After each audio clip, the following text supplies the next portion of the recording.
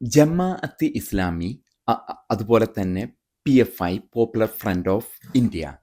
ഈ സംഘടനകളുടെ ഒരു പ്രഖ്യാപിത നയമാണ് 2047 കൂടിയിട്ട് ഇന്ത്യയെ ഒരു മുസ്ലിം രാജ്യമാക്കി മാറ്റുക എന്നുള്ളത്. ഇത് അവർ പരസ്യമായിട്ട് ഈ കാലഘട്ടങ്ങളിൽ പ്രഖ്യാപിക്കുന്നില്ല എങ്കിലും അവരുടെ ഇടയിൽ റൌഫ് പോലെയുള്ള നേതാക്കന്മാർ പല വേളയിലും ഇങ്ങനെയൊരു അവരുടെ ഒരു ആവശ്യം അല്ലെങ്കിൽ ഒരു ടാർഗറ്റ് അച്ചീവ് ചെയ്യുന്നതിനെ പറ്റി ഘോരം പ്രസംഗിച്ചിട്ടുണ്ട്. എന്നാൽ ഇപ്പോൾ അവരോട് ചോദിച്ചാൽ അങ്ങനെ ഒരു രാഷ്ട്രവാദം ജമാഅത്തെ ഇസ്ലാമിക്കോ PFIക്കോ ഇല്ല എന്നാണ് പരസ്യമായിട്ട് അവർ പറയുക. നമുക്കറിയാം, ഇസ്ലാമിക സമൂഹം പലപ്പോഴും തീവ്രവാദത്തെ അവർ തള്ളിപ്പറയുമ്പോഴും ഇത് പാരലായിട്ട് ഈ ഒരു വിശ്വാസത്തോടു കൂടി പോകുന്ന ഒരു ഭാഗമാണ് തീവ്രവാദവും അതിന് ചേർന്നുള്ള പ്രവൃത്തികളും. ഇനി നമ്മൾ ഇവരോട് ചോദിക്കുകയാണ്, ഓക്കെ, നമ്മൾ എല്ലാവരും മുസ്ലിം ആകാൻ തയ്യാറാണ്, മുസ്ലിമിലേക്ക് നിങ്ങൾക്ക് വിട്ടു തരുന്നു എന്ന് വിശ്വസിക്കുക. എന്തായിരിക്കും അതിനുള്ള അങ്ങനെ സാധിച്ചാലുള്ള അവർക്ക് ചൂണ്ടിക്കാണിക്കാൻ പറ്റുന്ന ഉദാഹരണങ്ങൾ? നോക്കൂ, സ്വിറ്റ്സർലൻഡിലേക്ക് നോക്കൂ, ആ രാജ്യം ഇസ്ലാമിക രാജ്യമാണെന്നോ? അതുമല്ലെങ്കിൽ യൂറോപ്പിലേക്ക് നോക്കൂ, ജർമ്മനി, ഫ്രാൻസ്, അതല്ലെങ്കിൽ UK, അമേരിക്കയിലേക്ക് നോക്കൂ, കാനഡയിലേക്ക് നോക്കൂ, ഓസ്ട്രേലിയയിലേക്ക് നോക്കൂ. ഇതൊക്കെ ഇസ്ലാമിക രാജ്യങ്ങളായതുകൊണ്ടാണ് ഇത്ര ഭംഗിയായിട്ട് നിൽക്കുന്നതെന്ന് അവർക്ക് അവകാശപ്പെടാനായിട്ട് എന്തെങ്കിലും ഉണ്ടോ? അവർക്ക് ചൂണ്ടിക്കാണിക്കാൻ പറ്റുന്ന സ്ഥലങ്ങൾ എന്ന് പറഞ്ഞാൽ പാകിസ്ഥാനോ അഫ്ഗാനിസ്ഥാനോ നശിച്ച് നാറാണക്കല്ലെടുത്ത് തല്ലിച്ചാകുന്ന സ്ഥലങ്ങൾ. അതല്ലെങ്കിൽ ഒരു കാലഘട്ടത്തിൽ മധ്യപൂർവേഷ്യയിൽ നശിക്കപ്പെട്ട് മറ്റു മതങ്ങളെ തല്ലിക്കൊന്ന് ഉണ്ടാക്കിയ സിറിയ, ലെബനൻ, ഇറാഖ് പോലെയുള്ള രാജ്യങ്ങളാണ് അവർക്ക് ചൂണ്ടിക്കാണിക്കാനുള്ളത്.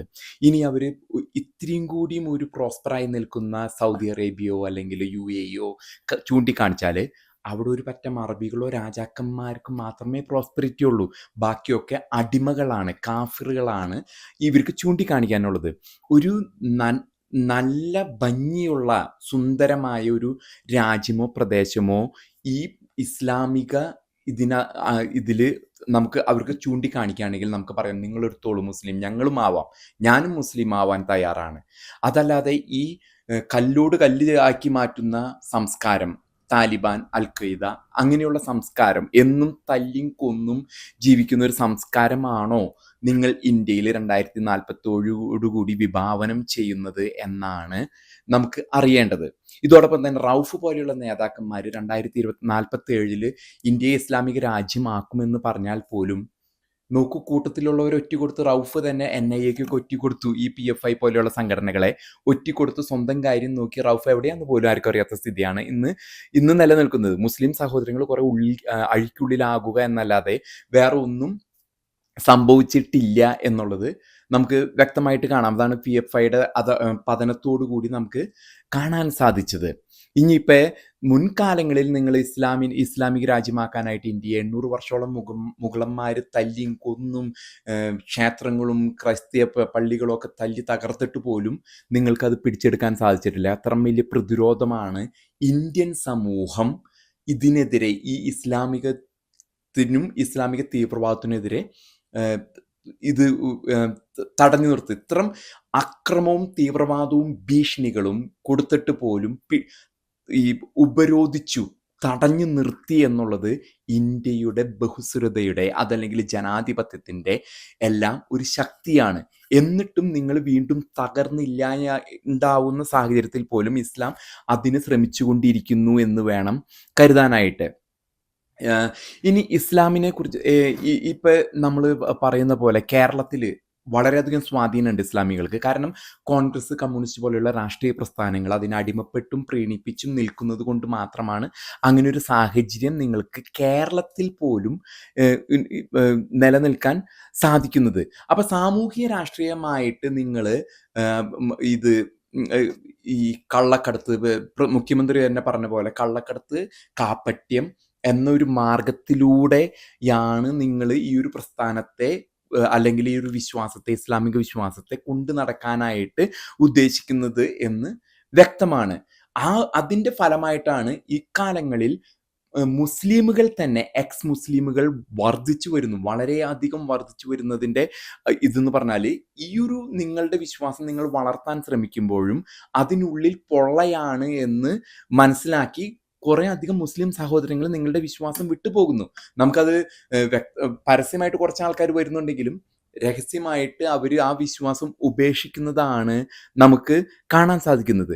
ഞാൻ നേരത്തെ സൂചിപ്പിച്ച രാഷ്ട്രീയ സാമൂഹ്യ സാഹചര്യങ്ങൾക്കും ഉപരിയായിട്ട് ആത്മീയം, നിങ്ങൾക്ക് ആത്മീയമായിട്ട് എന്താണ് സംഭാവന നൽകാനുള്ളത്? പലപ്പോഴും നിങ്ങൾ വലിയ വലിയ കാര്യങ്ങൾ പറയുമെന്നുണ്ടെങ്കിലും ഈ ആത്മീയ സംഭാവന എന്ന് പറഞ്ഞ അടിസ്ഥാനം 1400 വർഷം മുമ്പ് മുഹമ്മദ് പ്രവാചകൻ കൊണ്ടുവന്ന ആ ഒരു അടിസ്ഥാനം എന്താണ് വാഗ്ദാനം ചെയ്യുന്നത്? നമ്മൾ പുസ്തകങ്ങളിലും പലപ്പോഴായിട്ട് നമ്മൾ പുസ്തകങ്ങളിൽ എഴുതി വെച്ചിരിക്കുന്നത്, നിങ്ങളുടെ ഖുറാൻ പോലെയുള്ള പുസ്തകങ്ങളിലും എഴുതി വെച്ചിരിക്കുന്നത് പോലെ 72 ഹൂറിമാരെ ലഭിക്കും ഒരു തീവ്രവാദ പ്രവർത്തനം നടത്തി കഴിഞ്ഞാൽ, അതുമല്ലെങ്കിൽ മദ്യപ്പുഴയുണ്ട് എന്നൊക്കെയാണ് നിങ്ങളുടെ വാഗ്ദാനങ്ങൾ. ഇതാണോ ഓക്കെ, നമ്മളത് വിശ്വസിക്കാൻ തയ്യാറായി എന്ന് ഇരിക്കട്ടെ. ഒരു സൗഭാഗ്യം ലഭിക്കുക എന്ന പോലെയാണ് നിങ്ങൾ വാഗ്ദാനം ചെയ്യുന്നത്. 72 ഹൂറിമാരും മദ്യപ്പുഴയുമാണ് സ്വർഗമാണ്. അതായത് ഈ ഭൂമിയിൽ നിങ്ങൾ എന്തും കാണിച്ചു കൂട്ടിക്കോളൂ, തീവ്രവാദം കാണിച്ചോളൂ, കൊന്നോളൂ, തല്ലിക്കോളൂ, എന്നാൽ സ്വർഗത്തിൽ എന്ന നിത്യതയിലേക്ക് വേണ്ടിയാണ് ഇത് ചെയ്യുന്നത് എന്നാണ് നിങ്ങൾ മുസ്ലിമുകളെ പോലും വിശ്വസിപ്പിക്കുന്നത്. ഇനി നമ്മുടെ ഇതിൻ്റെ ചരിത്രപരമായ കഥയിലേക്ക് പോകുമ്പോൾ നിങ്ങൾ ക്രിസ്തീയ വിഭാഗത്തെ പറഞ്ഞു പറ്റിക്കുന്നത് ഈസാ നബിയും യേശു ക്രിസ്തുവും ഒന്നാണെന്നാണ്. 3400 വർഷം മുമ്പ് അഹ്റോന്റെ കാലഘട്ടത്തിൽ മോശ പുറപ്പാട് ഈ ഒരു ആത്മീയമായ ഒരു യാത്രയിൽ, ഇസ്രായേലിൻ്റെ യാത്രയിൽ, അന്നാളിൽ അഹ്റോന്റെ കാലഘട്ടത്തിലാണ് 3400 വർഷം മുമ്പ് മിറിയം എന്ന സ്ത്രീ ജീവിച്ചു. അവർക്കൊരു ഈസ എന്നൊരു മകൻ ഉണ്ടായിരുന്നു എന്നാണ് കഴിഞ്ഞ 1400 വർഷം മുമ്പ് ജീവിച്ച പ്രവാചകൻ പറയുന്നത്. 2000 വർഷങ്ങൾക്ക് മുമ്പാണ് യേശു ക്രിസ്തു ജീവിച്ചതെന്നും അദ്ദേഹത്തിൻ്റെ ജനനവും കുരിശുമരണവും പുനരുദ്ധാനവും ഒക്കെ എല്ലാ ചരിത്ര രേഖകളും, ക്രിസ്ത്യൻ രേഖകൾ മാത്രമല്ല മറ്റ് രേഖകളും രേഖപ്പെടുത്തിയിരിക്കുന്നത്. അപ്പം എവിടെ നിന്നാണ് പ്രവാചകന് ഇങ്ങനെ ഒരു 2000 വർഷം പഴക്കത്തെ 3400 വർഷം പഴക്കത്തിലേക്ക് കൊണ്ടുപോയി കുരിശുമരണം സംഭവിച്ചില്ല എന്നുള്ള കഥ ലഭിച്ചത്? തന്നെയുമല്ല, ഖുറാൻ 10:94 പറയുന്നു, നിങ്ങൾക്ക് ഈ പുസ്തകത്തിൽ, അതായത് ഖുറാനിൽ എന്തെങ്കിലും സംശയമുണ്ടെങ്കിൽ നിങ്ങൾ നോക്കേണ്ടത് തോറയിലും ഇഞ്ചിയിലും. അതായത് ഇഞ്ചിൽ എന്ന് പറഞ്ഞാൽ ബൈബിൾ, തോറ ജൂതന്മാരുടെ പുസ്തകം, ഇതിലേക്ക് നോക്കൂ. ഞാനിതിൻ്റെ ആത്മീയ വശമാണ് നിങ്ങളെ ബോധ്യപ്പെടുത്താൻ ശ്രമിക്കുന്നത്.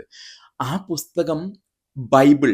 അപ്പോൾ നല്ല പല മുസ്ലിം വിഭാഗ വ്യക്തികളും ഇതിനെ പ്രതിരോധിക്കുന്നതിന് വേണ്ടി സക്കീർ നായിക്കോ അതല്ലെങ്കിൽ MM അക്ബർ പോലെയുള്ള വ്യക്തികൾ പറയാ ബൈബിളിനെ മാറ്റം വരുത്തിയിരിക്കുന്നുവെന്ന്. എന്ത് മാറ്റമാണ് ബൈബിളിൽ വരുത്തിയിരിക്കുന്നത്?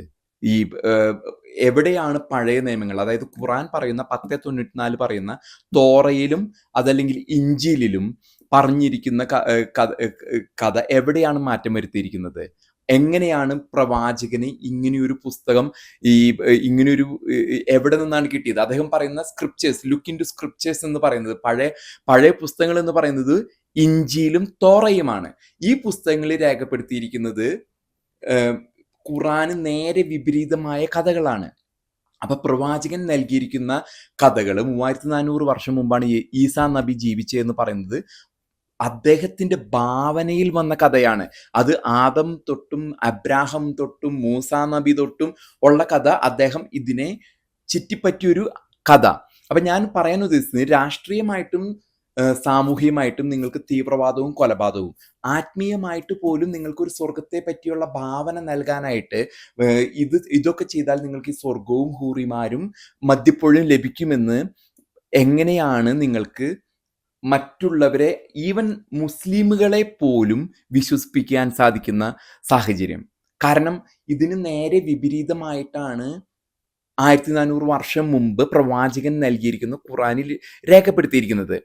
അപ്പോൾ ഇപ്പൊ നമ്മൾ കേരളം നിങ്ങൾക്ക് വിട്ടു തന്നാൽ നിങ്ങൾക്ക് എന്തുദാഹരണമാണ് നൽകാൻ സാധിക്കുക? നിങ്ങൾ നല്ലൊരു ഭൂമി ഉണ്ടാക്കും, നല്ലൊരു വാഗ്ദാനം നൽകുമെന്ന് ചെയ്യാൻ സാധിക്കുക? അപ്പൊ കപടമായ ഒരു രീതിയിൽ നിങ്ങളിത് വെട്ടിപ്പെടുത്താലും ആത്മീയമായും നിങ്ങൾക്ക് നിലനിൽക്കാൻ സാധിക്കുന്നില്ല എന്നാണ് നമുക്ക് ഇതിൽ നിന്നും മനസ്സിലാക്കുവാൻ സാധിക്കുക.